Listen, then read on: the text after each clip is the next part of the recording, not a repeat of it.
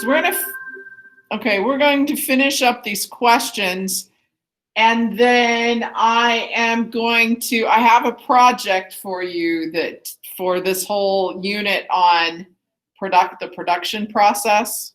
Okay, so once we're finished with these questions, I'm going to go over what I'm going to ask you to do with the project. Okay, so the final job, let's start with 11. The final job of the stage crew is to take apart and put away all the set pieces. That is their final job. Okay, so that's all you need to put for them. Let's see.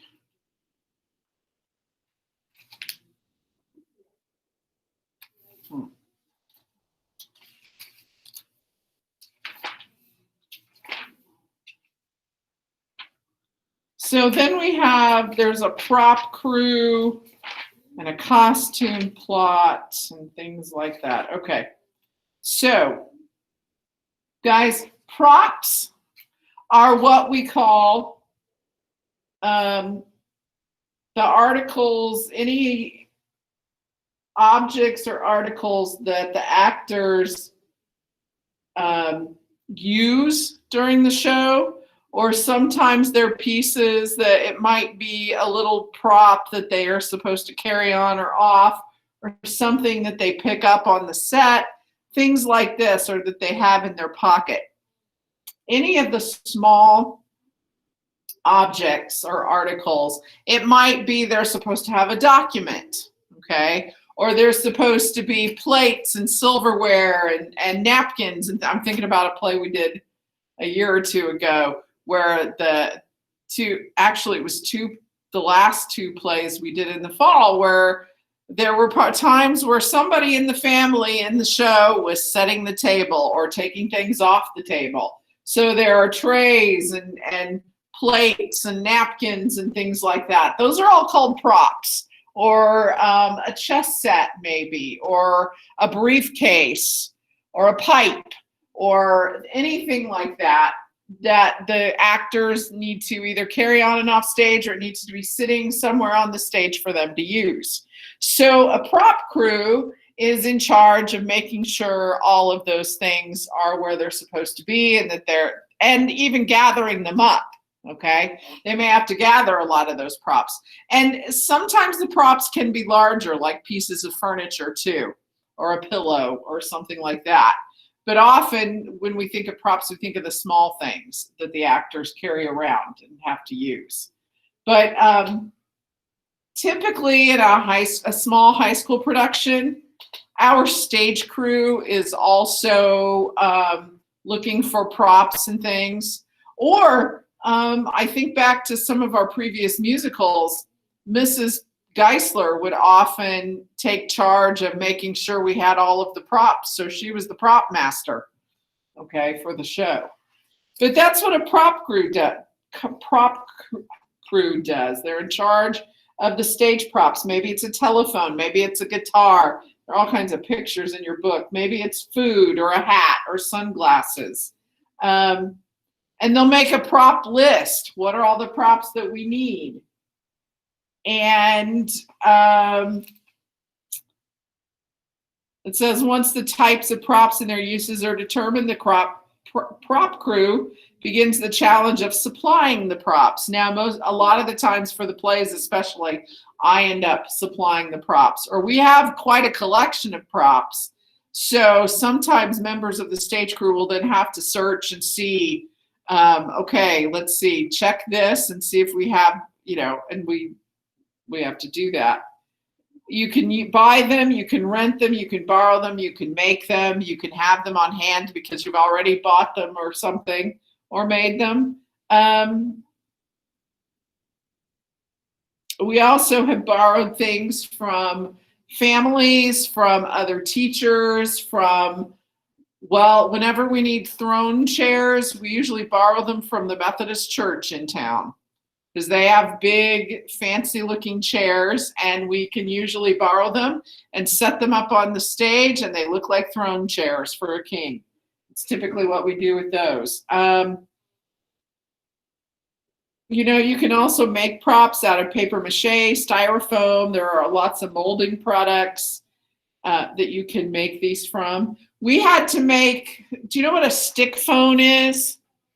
It's an old-fashioned telephone that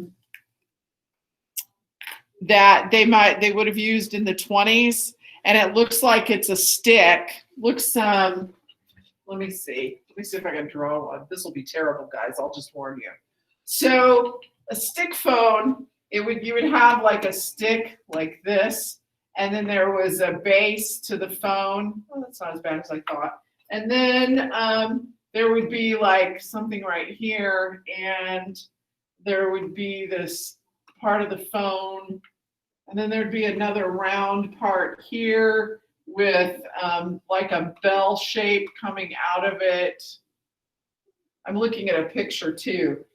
And at the base here would also be the rotary dial with the little, okay?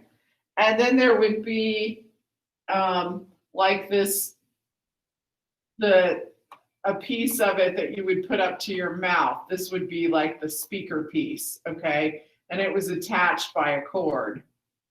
All right. So that isn't as horrible as I thought it might be, but that's what a stick phone was like. And when we did the musical Thoroughly Modern Millie, we needed lots of stick phones because there was a scene in an office that was supposed to have, 15, 20 girls working as secretaries, and they all got up and tap danced. I think we had about 10, but we still they each needed a desk and a stick phone. And we ended up making them out of wooden rods and styrofoam and whatever else we needed, and string, and painted them black, and they looked like stick phones from the audience. So, you can make props, and we've done things like that before. We made giant rocks once. They were okay, or sand dunes. That was another thing we had to make. I think we used sheets, and there's a spray paint that gives a sandy beach effect. We actually used that and made the sheets stiff, and I think they were on like chicken wire and that kind of thing. But anyway, those are things that you can do. You can actually build props. So that's part of the job of the prop crew. Sometimes they have to make props, and they have to find props and borrow them or whatever they need to do, and then keep track of them, especially if they were borrowed. And then they need to be in place and ready for rehearsals and ready for the show. And we usually set up prop tables, okay? So we'd have prop tables backstage. And I remember having to constantly remind everybody, don't mess around with the props. If it's not something you use, leave it alone. So let's see. And then after rehearsals, they should be putting the props away. Okay, so the costume crew, what do? Well, they're gonna prepare costumes for the play. Now, I know some schools, my niece's school, the students, it was all student driven. There was an adult that would supervise, but actually creating the costumes or finding the costume pieces was done by students. And they would gather them up, they would sew them, they would, they'd talk to the director about what he or she had in mind as far as costuming was concerned. And then they would often sew them. So these would be students who were interested in that kind of thing. They were interested in clothing design or costume design and could sew, okay? Here, again, we're a smaller school. And typically, we have Mrs. Surface will help us out a lot with that. Mrs. Piquel, when she was still here, she and Mrs. Geisler could both sew, and they would help us out. Now, we've also had Mrs. Stone who would sew, and she had students who could sew. Mrs. Stone does foods now, but she's also done the sewing classes in the past. And she would help us out with costumes and sew things. I remember when we did the play Alice in Wonderland, that was a very, very large cast, and we had kids who were cards and kids who were animals, and there was a group of girls who were actually flowers. And there was a lot of sewing involved. I pretty much came up with what I wanted for the costumes, and a lot, but then her students sewed a lot of it for me. So that was kind of fun. The costumes were pretty good, I thought, for that particular show. And there were a lot of them. So that's the costume crew, of course, is in charge of the costumes. What are they going to look like? Do they need to be sewn? Are we finding things? Are we borrowing things? Are we renting them? Are we buying them?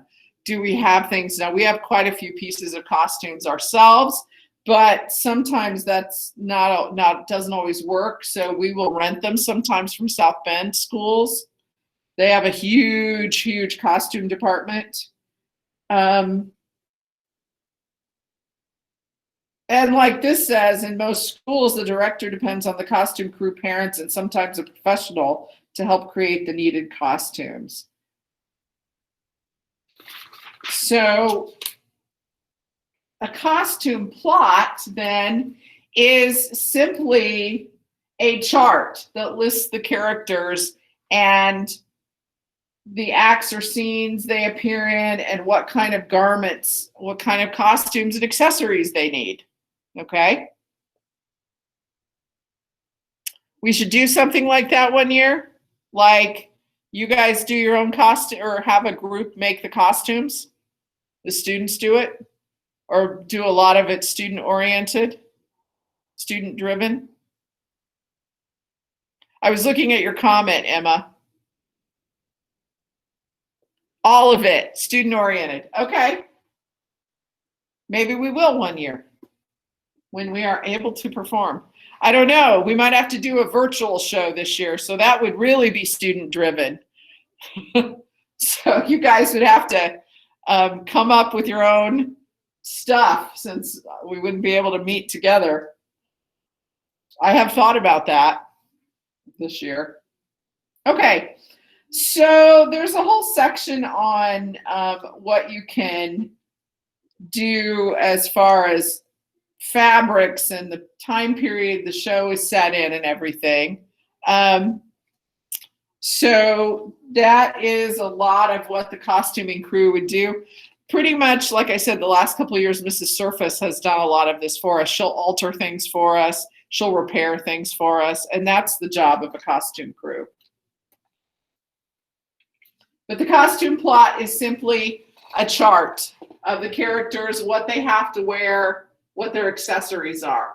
Okay, the makeup crew. Of course, their job is to decide what kind of makeup, and they will often apply it. In some places, the students themselves do their own makeup, but we've gone back and forth. We've had years where the students did their own makeup, or they'll, someone like me will teach them, hey, this is what you need to do. And then they go to town and do their own makeup, or it just depends on how many, or sometimes like the boys will often need help with it.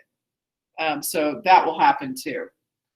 And a makeup plot is similar to a costume plot because you have to decide, what kind of makeup do they need? And is it character makeup? Is it straight makeup? And we have all kinds of things in that makeup plot you can put in there. This is what they're using, or, which particular base are they using? Because we usually use Ben Nye stage makeup. And Ben Nye, just like in regular makeup, there are different colors to the bases. Some are light, some are dark, and there are different shades of blush and eyeshadow and lip color and all of those things, okay? So that's what you would put in the makeup plot. Or if that actor needs like lines, if they're supposed to be aged or anything else. What is a sound crew? A sound crew is simply the people in charge of the sound. They make sure the microphones are working and on when they need to be, if there are music cues, if there are sound effects that need to be used. Sometimes our sound effects we have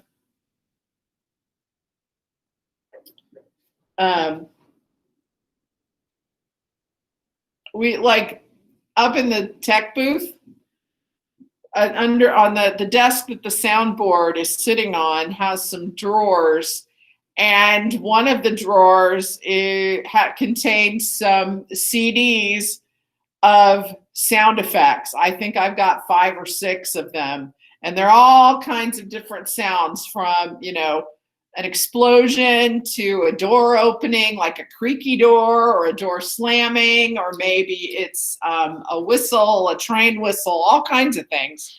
And we have those, but sometimes we also have to pull them offline. That makes it a little easier anymore that we can do that. We can actually pull things offline. But what the sound effect or the sound crew needs to do is go through the show. First of all, they need to make sure everything, the biggest part is that the amplification is working, that the microphones, that they're up loud enough, that there isn't the screeching. They're in charge of all of that, that mics are on, that they're in place, that they do mic checks before the show, all of that kind of stuff. Then they also need to make sure that they've got all the sound effects that are needed for the show. And then they all, or any kind of music that's being used. So then they put together something called a cue sheet. And that is a sheet listing, this sound effect goes here. We'll often do it, not necessarily, I mean, they might make a list to start with, but typically what the tech crew will do is they'll each have a script that they're following along in, and they'll have their cues marked in the script. Oh, we need this sound effect here, and things like that, okay? And the lighting crew, you know, they're working with the sound crew, but in this similar way, they're just working with the lights to make sure that all the lighting effects are taken care of, and that the lights are functioning properly. And what, you know, they may set up a different lighting effect depending on whether the lights are supposed to be low, or if it's supposed to be daytime and the lights are bright, things like this. And they will set up all of that. Are there effects that they need to do?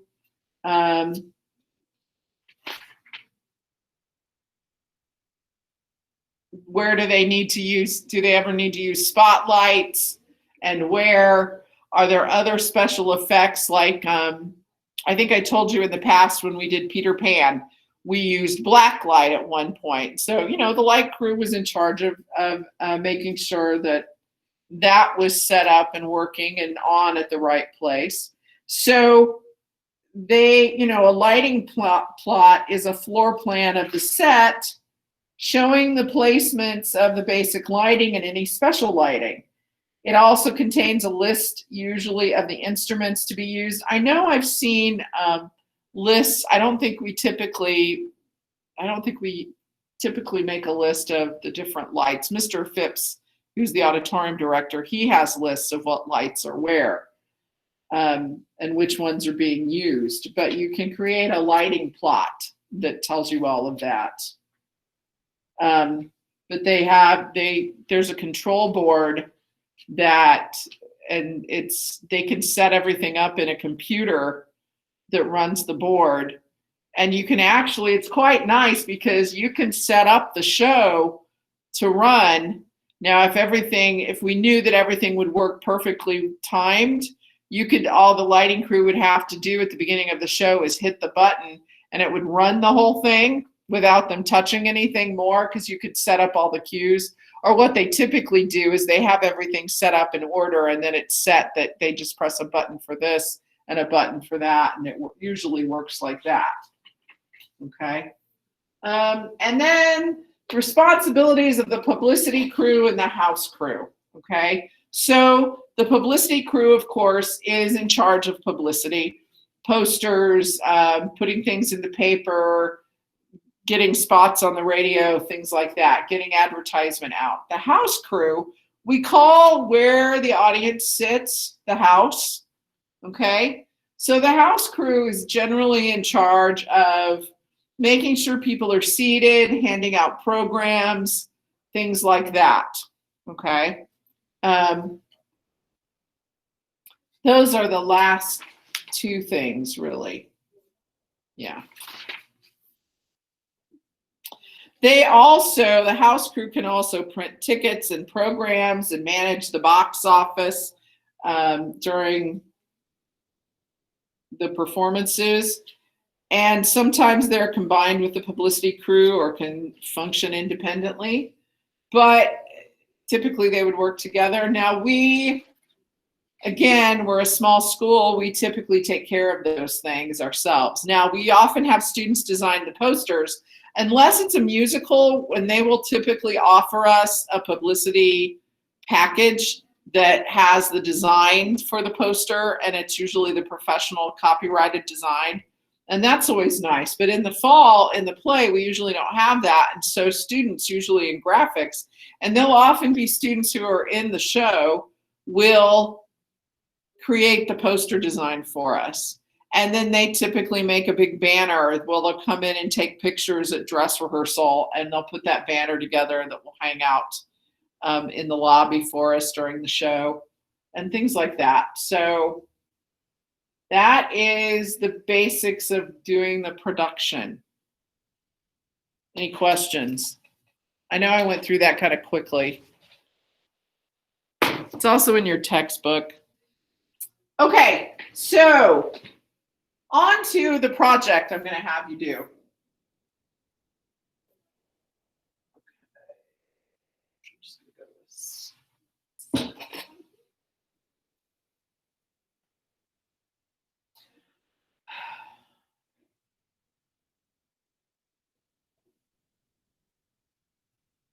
Come on. Okay.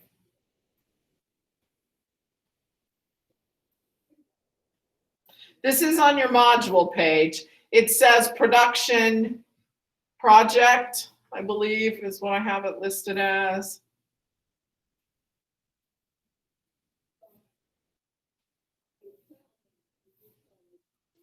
Yeah, production project is what I titled it.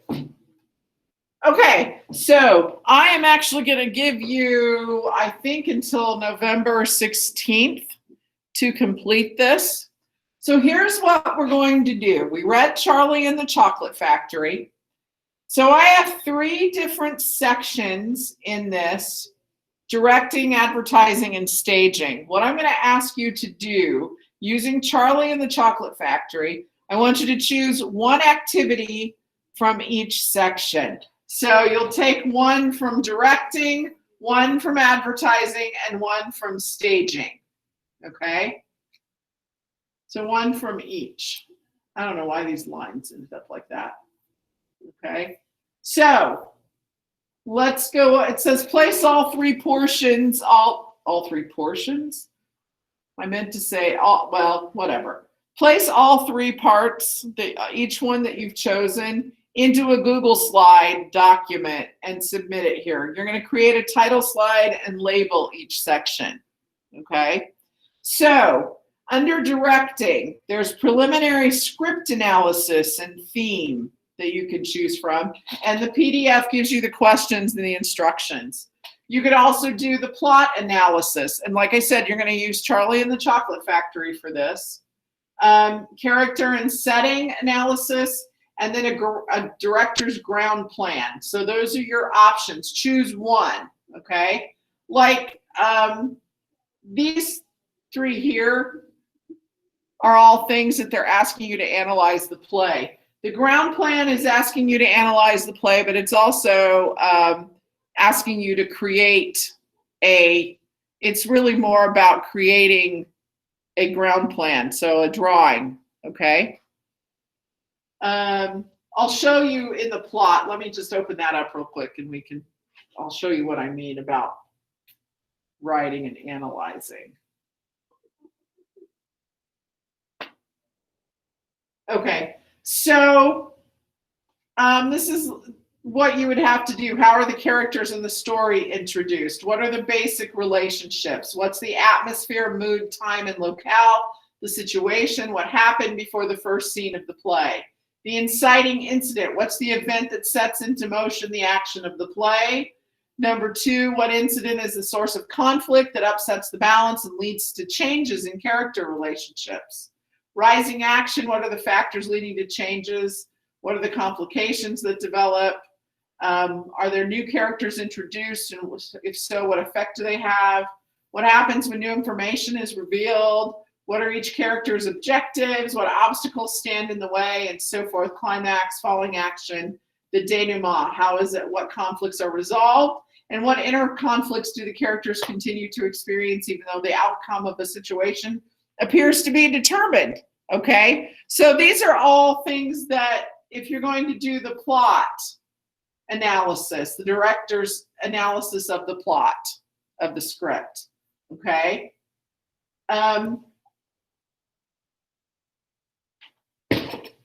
Or if you are the script analysis and theme, I put those together. They were shorter. Plot, I left by itself. Character and setting, I put together because they are not as complex either. The ground plan, let's look at that one.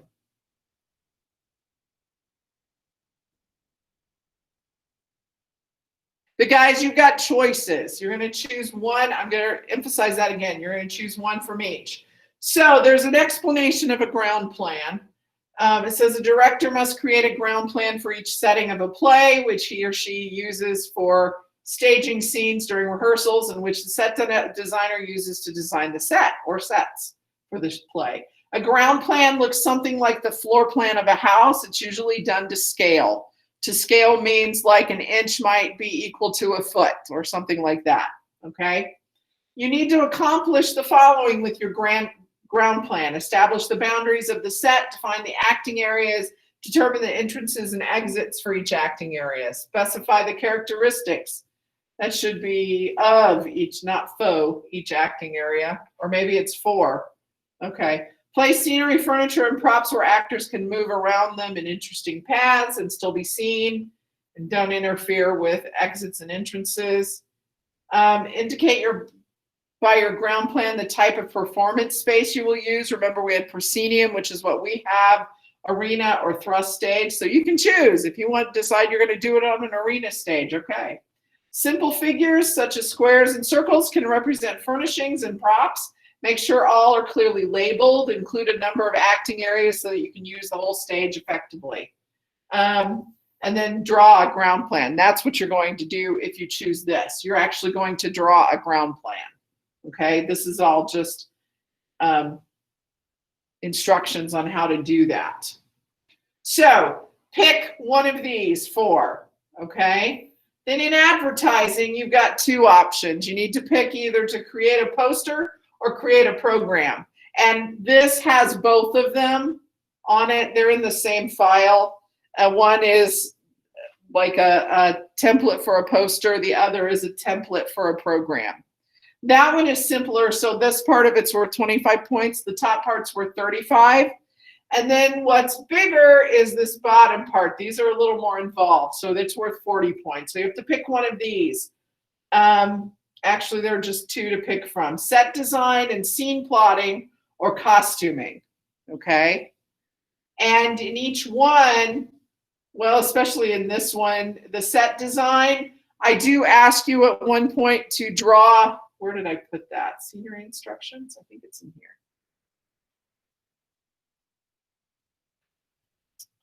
Let's see. So fill in the two documents first, and it says then complete this portion of the project by choosing a scene, then doing a sketch of it. And I want you to know I am a terrible artist, so I will not judge your artistic work, okay? So if you choose to do this part, but you're like, I don't draw very well, do the best you can. I am not going to judge you on your artistic ability because mine sucks, okay? But you give us the basic idea of it. All right. Oh, okay. Go back here. Okay, so your other one is costume design. It says costume design, analysis, and plot. This is set design and the prop plot, okay? Both of them include making like a list of things and analyzing some things. The costume instructions, it also asks you to either draw or find a picture of a costume. You're just going to pick one character to do that with. Okay. So that part is worth 40 points. You're going to pick either set design or costuming. This part, 25 points, either create a poster or create a program. And then the top one is where the directing section is worth 35 points. So either do a preliminary script analysis and theme, plot, character and setting analysis, or the ground plan. Okay, so one from each. And then, like I said, put them into Google Slides. You should be able to put, because some of them there are charts that you fill in, you should be able to put those into Google Slides. You could do the questions on paper, but you need to put them into your slide, okay? If you want to answer them on paper and then move them into a slide, you can. You don't have to actually fill them out in the chart, okay? But you would need to label them. So basically, you're going to put it together in a Google slide so it's like a presentation. Questions? Other questions?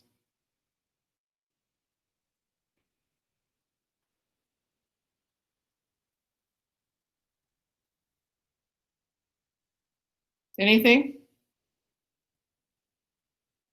Okay. Like I said, I made this due November 16th. Okay. So that's, today's the 3rd. You have not quite 2 weeks, but almost. So not next week, but the following, or that Friday. Is it Friday? Maybe Friday. It's Friday. Okay. Or the following Monday. I think it's that Monday.